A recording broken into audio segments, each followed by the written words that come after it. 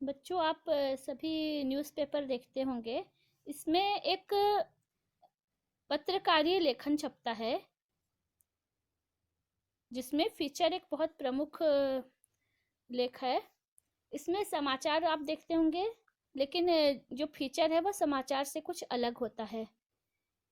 Feature एक सुव्यवस्थित, सृजनात्मक और आत्मनिष्ठ लेखन होता है, जिसका उद्देश्य पाठकों को सूचना देना, शिक्षित करना और उनका मनोरंजन करना भी होता है। इसमें समाचार पत्र के समान घटनाक्रम से अवगत नहीं कराया जाता। इसमें जो फीचर लेखक होता है वह समाचार लेखन से अलग अपने वस्तुनिष्ठता पर ध्यान नहीं देता है। जो समाचार है इसमें वस्तुनिष्ठता और शुद्धता पर जोर दिया जाता है, लेकिन जो फीचर में लेखक है वो अपनी भावनाओं को भी जाहिर करता है, उसका वो अपने दृष्टिकोण भी फीचर में रखता है। लेकिन समाचार लेखक अपने विचार नहीं डालता है। रिपोर्टर जो न्यूज़ देता है वो उसमें तथ्यात्मक न्यूज़ होती है, जो बिल्कुल जैसी घटना हुई है या जो सूचना दी जाती है उसमें अपने मन से कुछ भी नहीं लिखता। लेकिन फीचर में लेखक अपनी राय या अपनी भावनाएं जाहिर करता है। फीचर लेखन की जो शैली है यह एक प्रकार से कथात्मक होती है। इसमें समाचारों के विपरीत सरल, रूपात्मक और आकर्षक, मन को छूने वाली एक कहानी होती है। इसमें जैसे समाचारों में सीधी सपाट बयानबाजी होती है, फीचर में सीधी सपाट बयानबाजी नहीं होती। फीचर की भाषा अलंकारिक होती है और आकर्षक भाषा होती है। फीचर साधारण समाचार की जो रिपोर्ट होती है उससे बड़े होते हैं और 250 शब्दों से लेकर के 2000 शब्दों तक के फीचर होते हैं, जो अखबारों और पत्रिकाओं में छपते हैं। जो रोचक फीचर होते हैं उसमें फोटो के साथ साथ रेखांकन, ग्राफिक्स, कार्टून चित्र आदि भी होते हैं। उसमें कुछ गंभीर मुद्दों पर भी कभी कभी चर्चा होती है, तो कोई शैक्षिक यात्रा, टूर, सालाना समारोह और कई विभिन्न मुद्दे आदि पर भी फीचर लिख सकते हैं। फीचर में किसी भी जानकारी को मोहक ढंग से और मनोरंजक ढंग से प्रस्तुत किया जाता है। इसमें जो है भूत, भविष्य, वर्तमान सभी की घटनाओं का समावेश किया जा सकता है। इसमें कल्पना का भी उपयोग किया जाता है, चार्ट, नक्शे आदि का भी प्रयोग किया जाता है। फीचर का जो उद्देश्य है वह पाठकों को सूचना देना, शिक्षित करना और मनोरंजन करना भी होता है।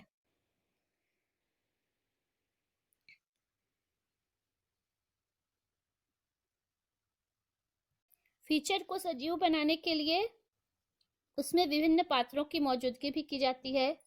कहानी को जैसे बनाया जाता है, कहानी के जैसे इसकी शैली होती है और इसका अंदाज ऐसा होता है जैसे आप उसको खुद देख रहे हैं। आंखों देखी हाल जैसा रहता है, एक विवरण रहता है। और फीचर जो होता है मनोरंजनात्मक होने के साथ साथ सूचनात्मक भी होता है। इसे किसी बैठक या सभा की कार्यवाही के विवरण की तरह नहीं लिखा जाता है और यह नीरस शोध रिपोर्ट भी नहीं होती है। यह कोई सूचना या कोई घटना या कार्यक्रम की बेजान रिपोर्ट भी नहीं होती है।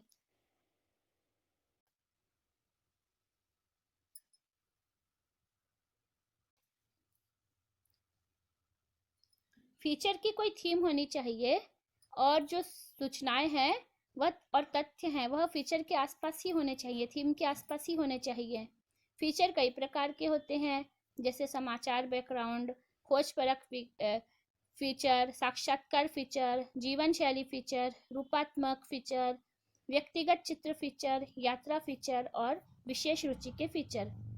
फीचर लेखन का कोई ढांचा या फार्मूला नहीं होता और न ही यह निबंध लेखन के समान होता है। हर फीचर का एक प्रारंभ होता है, एक मध्य होता है और एक अंत होता है। प्रारंभ आकर्षक और उत्सुकता पैदा करने वाला होना चाहिए और मध्य और अंत को अलग अलग देखने के बजाय पूरे फीचर को देखने में फीचर को समग्रता में देखना चाहिए। यदि प्रारंभ रोचक और आकर्षक होगा तो पाठक पूरा फीचर पढ़ेगा। किसी जाने माने व्यक्ति पर व्यक्ति चित्र फीचर भी बना सकते हैं, और लेकिन उसमें ऐसी कोई घटना हो जिसने उस व्यक्ति के जीवन की दिशा बदल दी हो, या उसके किसी ताजा उपलब्धि के विवरण हो सकते हैं, या फीचर में किसी जीवन के विशिष्ट संघर्ष को भी बताया जा सकता है, या संघर्षों की ओर उसको मोड़ा जा सकता है। इसके अतिरिक्त कुछ उपलब्धियों के आकर्षक और खास वक्तव्य भी उसमें उद्धृत किए जा सकते हैं। फीचर में जो घटनाएं हैं उनको जिस व्यक्ति के बारे में व्यक्तिगत फीचर लिख रहे हैं उसकी जबान में, उसकी स्वयं की स्टाइल में ही, उसकी जबान में ही पेश किया जा सकता है, और दिलचस्प और अनूठा करने के लिए उसमें जीवन के अहम क्षणों पर भी रोशनी डालनी चाहिए। फीचर में भविष्य की योजनाओं को भी फोकस करना चाहिए और देखना चाहिए कि वे व्यक्ति अपने सामने क्या चुनौतियां देख रहे हैं या उनसे निपटने के लिए उसकी क्या तैयारी है। फीचर में जो है बहुत अलग अलग पैराग्राफ होने चाहिए, और हर पैराग्राफ अपने पहले के पैराग्राफ से सहज तरीके से जुड़ा हुआ होना चाहिए।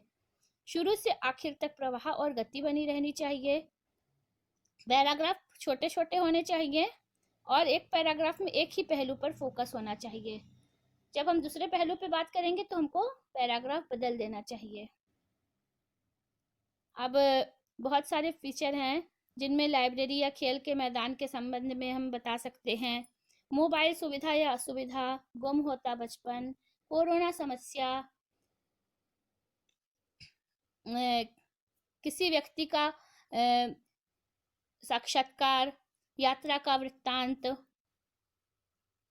किसी मेले का विवरण, हमारी खेती, आयुर्वेद, जनसंख्या के ऊपर, या जो अभी वर्तमान में चल रही हैं बहुत सारी समस्याएं, ऑनलाइन एजुकेशन, इस पर भी फीचर लिखा जा सकता है। अब हम एक फीचर का उदाहरण देखते हैं। ये एक व्यक्तिगत फीचर है। मुंबई 16 अगस्त। देश को ब्रिटिश शासन से आजाद हुए 57 साल हो चुके हैं, लेकिन 84 साल के गांधीवादी माधवदास ठाकरसे का मिशन अभी तक अनवरत जारी है। वे होम्योपैथिक दवाओं से रोगियों का इलाज करते हैं, और उनके लिए रविवार का दिन भी अन्य दिनों की तरह ही व्यस्त रहता है। वे सुबह 3 बजे उठकर स्नान कर लेते हैं। उसके बाद वे बोरीवली स्कूल का दौरा करते हैं। फिर 5 घंटे तक चरखे से सूत काटने के बाद रोगियों से मिलते हैं। ठाकरसे एक सक्रिय स्वतंत्रता सेनानी हैं, और उन्होंने महात्मा गांधी से प्रभावित होकर आजादी के आंदोलन में बढ़ चढ़कर हिस्सा लिया। उस समय वे महज 17 साल के छरहरे और आकर्षक युवक थे। उन्होंने बताया कि बापू का आदर्श और उनकी प्रार्थना सभाएं काफी प्रभावित करने वाली थीं। स्वतंत्रता आंदोलन में शामिल होने का फैसला उन्होंने अचानक लिया। उनके पिता एक संपन्न व्यापारी थे, लेकिन उन्होंने उनके काम में हाथ बटाने के बजाय देश के लिए काम करना बेहतर समझा। ठाकरसे ने बीते दिनों को याद करते हुए कहा, मेरे पिता के अपार धन का कोई मतलब नहीं था। वे ग्राम देवी स्थित मणि भवन के सामने 6 कमरों के अपने मकान में बैठकर बात कर रहे थे। वे फिलहाल पिता का घर छोड़कर फोर्ट के एक कमरे में फ्लैट में रह रहे हैं, और अपनी आय का ज्यादातर हिस्सा मुफ्त होम्योपैथिक दवाएं बांटने में खर्च करते हैं। उनके माता पिता ने उनकी शादी एक बुद्धिमान और व्यवहार कुशल मालती से उनके माता पिता ने उनकी शादी बुद्धिमान और व्यवहार कुशल मालती से यह सोचकर कराई थी कि वह ठाकरसे की सोच में बदलाव ला सकेगी। लेकिन ठाकरसे की प्रतिज्ञा अटल थी। सच्चाई तो यह है कि मालती अक्सर उनके पैम्पलेट की प्रूफ रीडिंग कर उनकी मदद ही किया करती थी।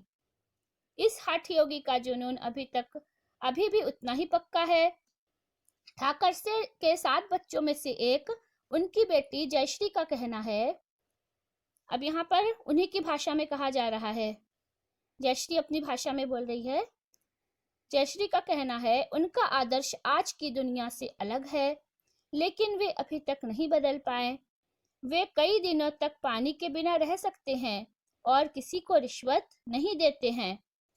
इटली के वाणिज्य दूतावास में काम करने वाली उनकी बेटी कल्पना मुस्कुराते हुए कहती है, वे अभी भी कपड़े खुद ही धोते हैं, अपने कपड़े खुद ही धोते हैं और न ही किसी को उपहार देते हैं और न लेते हैं। यहाँ हम देख रहे हैं कि पैराग्राफ हर प्रकार के प्रकरण से जो है पैराग्राफ चेंज होता जा रहा है।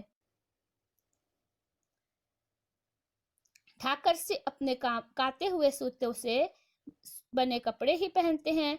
वे खादी और ग्रामोद्योग आयोग में मार्केटिंग डायरेक्टर भी रह चुके हैं। वे याद करते हैं कि किस तरह से वे 1904 में गांधीवादी विचारधारा की लेखिका उषा मेहता के पर्चों को लोगों में वितरित करते थे। ब्रिटिश विरोधी पर्चे बांटने के जुर्म में उन्हें 6 महीने की सजा भी हुई थी, लेकिन आज की तारीख में वे सिर्फ अपनी कल्पना के अनुरूप जीवन से संघर्ष करते हैं। उन्होंने बताया, यहाँ पे उन्होंने मतलब जो स्वतंत्रता सेनानी है ठाकर से उन्होंने बताया, राष्ट्रवाद धीमी मौत की तरह समाप्त हो रहा है। आज के राजनेता सिर्फ कुर्सी और सत्ता पाने के लिए ही आतुर रहते हैं।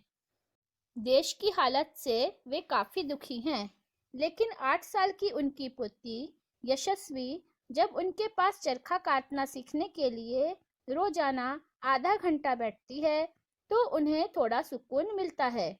वे हंसते हुए बताते हैं, मेरी पोती यह सीखने के लिए काफी उत्सुक है। ठीक है, तो ये एक आपका फीचर का उदाहरण है। इसमें आप देख रहे हैं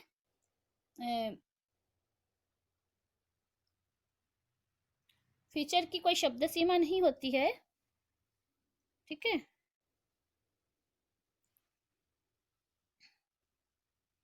ये आपने समझ लिया। ये छोटा भी हो सकता है, 250 शब्दों का भी हो सकता है, 500 शब्दों तक का भी हो सकता है, 700 शब्दों का भी हो सकता है। समाचार पत्रों पर जो समाचार पत्रों में जो समाचार आते हैं उनमें शब्द सीमा होती है, लेकिन फीचर में न तो शब्द सीमा होती है, न ही कोई विषय होता है। इसमें कल्पना, मनोरंजन सभी कुछ हम डाल सकते हैं, फोटो, कार्टून। ठीक है, आंकड़े भी डाल सकते हैं, चार्ट, नक्शे आदि का भी उपयोग कर सकते हैं, कल्पनाओं का भी जोड़ कर सकते हैं और मनोरंजनात्मक शैली में भी इसको लिख सकते हैं। तो आप सभी बच्चों को अब फीचर लिखना आ जाएगा, है ना। ठीक है, बेस्ट ऑफ लक आप सभी को।